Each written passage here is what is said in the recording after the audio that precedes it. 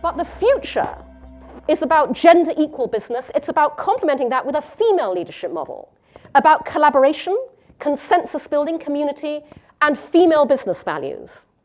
And after Sandy, the communities that rebounded more quickly had a better community infrastructure, and often that was around women, how women organized, what the trust levels were among women in that community, and it really impacted the rebound. So we know in post-disaster recovery that gender matters. Not a privacy notion, not a doctor's right notion, but a woman's right to control her own destiny, to be able to make choices without the big brother state telling her what she can and cannot do.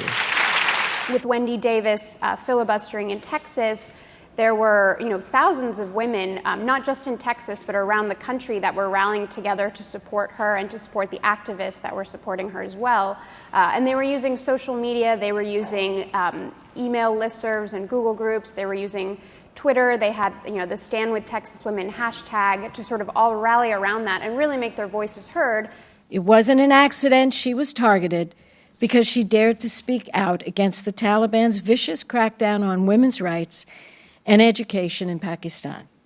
She had dared to dream of becoming a doctor and wanted to give a voice to the millions of women and girls like her in her country. But the Taliban could just not tolerate that. They wanted to silence her voice permanently. Of course, the world knows her name. You know her name, Malala. This lady has something that I have never come into contact with. It's like the Dalai Lama, Martin Luther King, Gandhi, all rolled up into one. So I said to her, is love the most important thing? And she said, no. Love is based on passion. It peaks and it dips. These are challenging times, she said. We need something much more stable. That's friendship, that's kindness. So I said, show me.